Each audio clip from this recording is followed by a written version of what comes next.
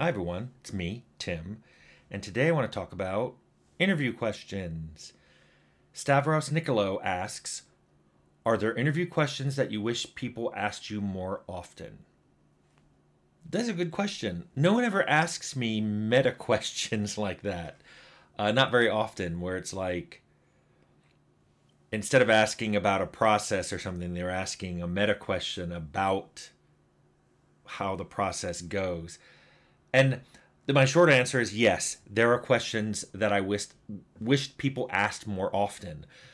They're often things that I've done videos for on this channel. A big one, the biggest one that I often think is amusing is I rarely get asked about the team. I rarely get asked about people on the project. Now, I understand part of that.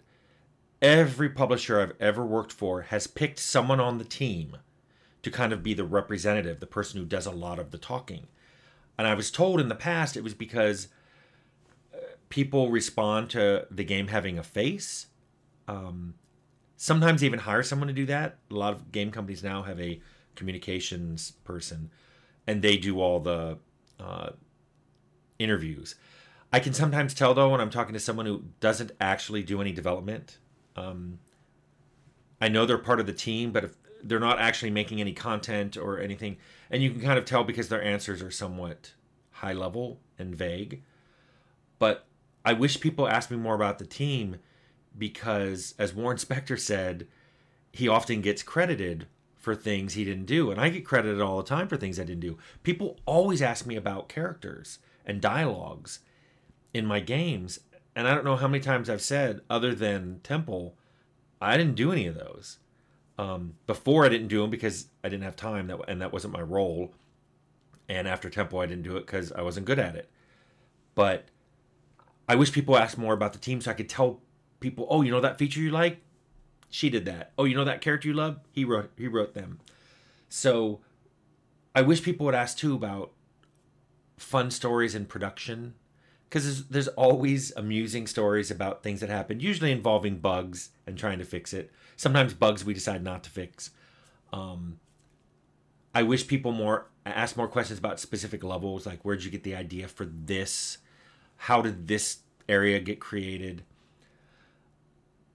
I think too, if they ask about particular features, like very specific features, and if they're unique, they're like, well, what made you want to do this? You've never done it before.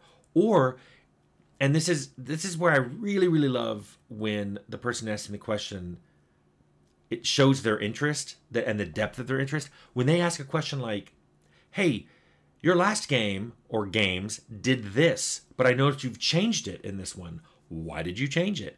I just had a really fairly lengthy discussion with one of my clients because they wanted to do something that I didn't do.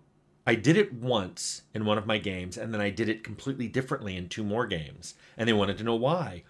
I love questions like that because I've tried both. It isn't hypothetical. I've made games with doing it both ways. So I don't have to speak hypothetically. I'm like, well, this is what happened when we did it this way, and this is what happened when we did it this way. It's more like, getting into the nitty gritty of game development, not the high level, well, in theory, communism works. Thanks, Homer. Conversely, there are a lot of questions I really get tired of answering. I just get answered so many times. Things like, well, first of all, people ask me a lot of questions that really should be answered by the publisher. What platforms are you coming out on? What languages are you localizing to? If you think I have any say in those decisions, you're wrong. So I found myself just parroting stuff that the publisher told me to say. I'm the wrong person to be asking for that. Anyone on the team is really the wrong person to be asking for that. But the other types of questions I don't like are the ones that are just so incredibly generic. What were your game's influences? What was the hardest part of developing this game? What hurdles did you have to overcome? Are there any new features or unique features on this game that the players would like to hear about? I'm like, you know what? These aren't bad questions, but they apply to every single game that ever came out. I swear sometimes I've been interviewed by people who don't even seem like they want to be there, and they're asking me questions off cards that I think they have these same cards for everyone they've ever spoken to, and not just games. That these are questions you could ask people making movies or TV shows or writing books, and it bores me, and I have to put on this fake face of even though inside I'm like, I'm dying inside. These questions are so boring, and I have to come up with an exciting answer, and I can't help but think, this is your job. This is what you do. This is a tiny part of what I do, but this is what you do. And you can't even step up your side of the game. It's like, I don't like giving more than someone will give me back. I hear actors say this, that when you act against people who don't give you much back, it makes it much harder for you.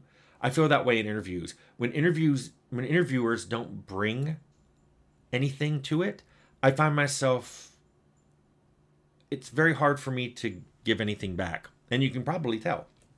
Like, I was thinking, because I like to give examples of what's an interview I did in the last 5 years that I loved.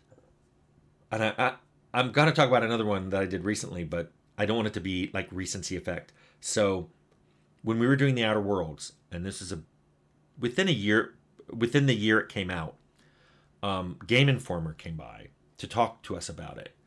And I still remember that interview because the interviewer, Joe Juba, I hope I got his last name right.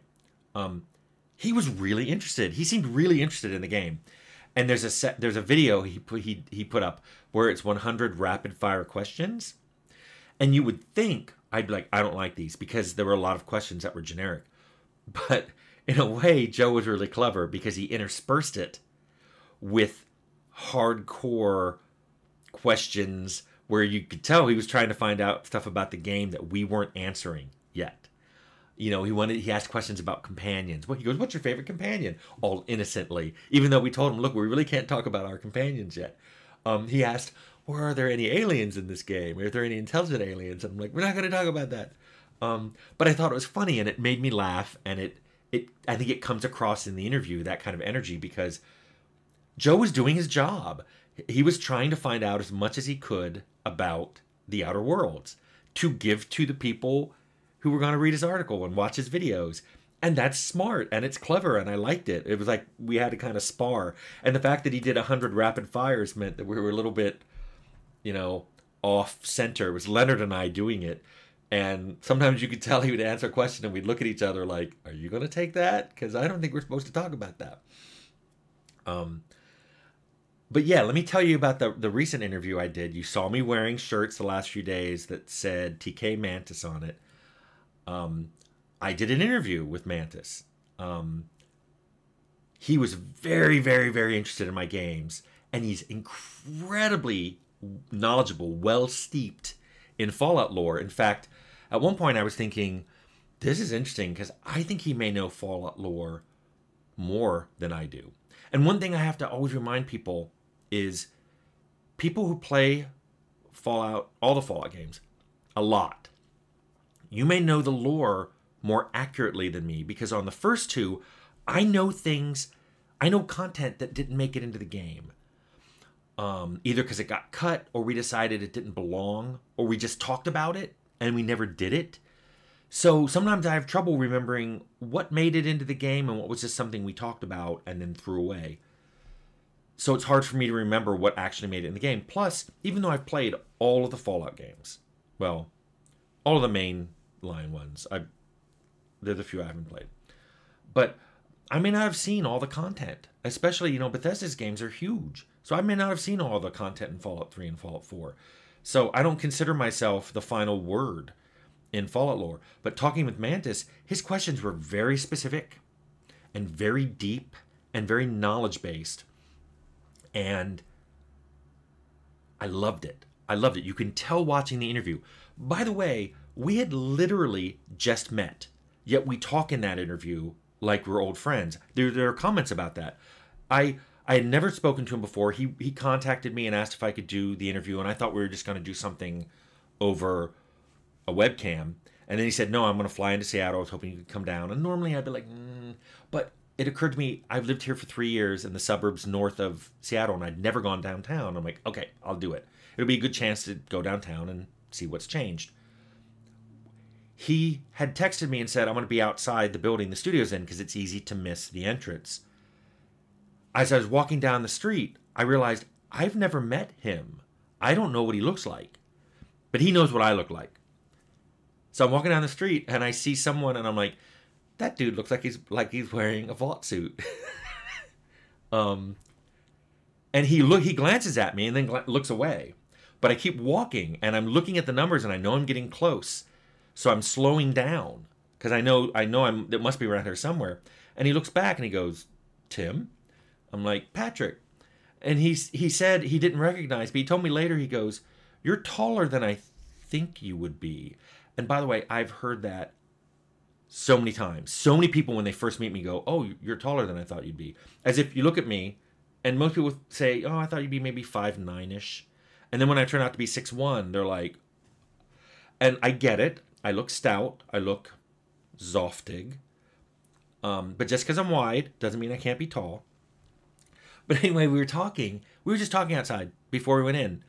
And I immediately knew the interview was going to go well because he was just super casual about it. I had asked him if he had questions he wanted to send me ahead of time. And he said, no, I would rather ask you the questions on the show and get your initial reaction. And I love that because I think I do better when I'm off script.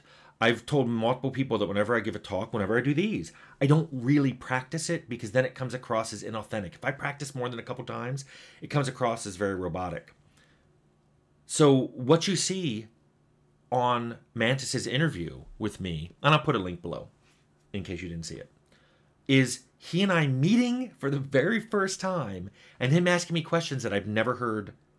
I had no advance notice he was going to ask. And yet we chatted for a couple hours like we had known each other for decades. And it was fun. I love that interview. So just for you guys, what this means for you guys, when you ask questions here, the ones I'm more likely to answer are ones about game dev.